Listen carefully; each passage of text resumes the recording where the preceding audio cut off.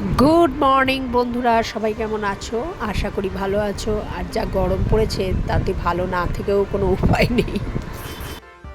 দুদিন আগে তাই গরমকে উপেক্ষা করেই বেরিয়ে পড়েছিলাম একটু শরীরটাকে ঠান্ডা করতে। বাচ্চাদেরও আর ঘরে বসে বসে গরমে ভালো লাগছিল না।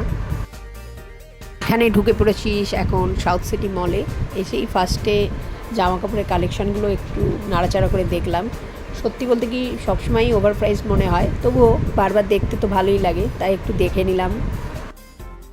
ছেলেদের কালেকশান তবু একরকম, তবে মেয়েদের কালেকশানগুলো বড়ই একঘেয়ে, একই রকম লাগে প্রতিবার, আর প্রচণ্ড ওভার প্রাইসড।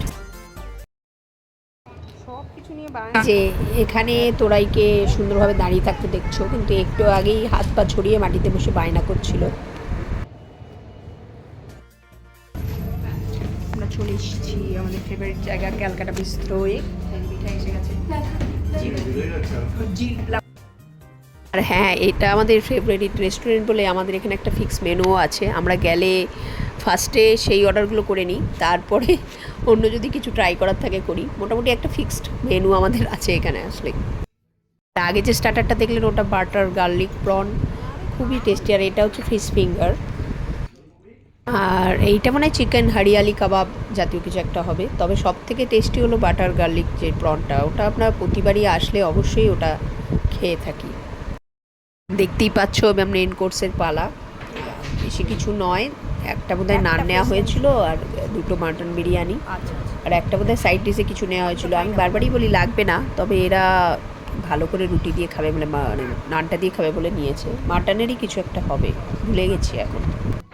এই রেস্টুরেন্টে বারবার যাওয়ার কারণ হলো এনাদের স্টাফেদের ব্যবহার এত ভালো, আর এনাদের খাবার তো রিজনেবল প্রাইস, কিন্তু খাবার খুবই হাই স্ট্যান্ডার্ডের। খাবারের কোয়ালিটিগুলো এত ভালো, কোয়ান্টিটি ভালো, তাই বারবার আমরা এখানেই যাই। সেদিন খেতে যেতে যেতে অনেকটাই রাত হয়ে গেছিলো, তবু ভাগ্য ভালো যে বিরিয়ানিটা পেয়েছি, কেননা বিরিয়ানি এনাদের 9টার মধ্যেই শেষ হয়ে যায়। আগের দিন রাত্রে এই মিঠাইয়ের খুব কানে ব্যথা হয়েছিল, তাই ওই জ্যাকেটটা পরে এসছে। ওটা কি মলে গেলেই ঠান্ডা লেগে যাবে, সেই ভয়ে ভয়ে জ্যাকেট পরে এসছে। আমার তো মনে হয় ড্রেসের সঙ্গে ম্যাচ করেছে, তাই পরে এসছে।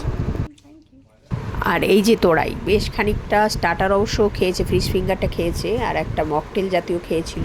ব্যাস, ওর খাওয়া শেষ। আর এভাবেই আনন্দের মধ্যে দিয়ে দিনটা কেটে গেল। তোমাদেরও কেমন লাগলো ভিডিওটা জানিও। আজকের মতো টাটা।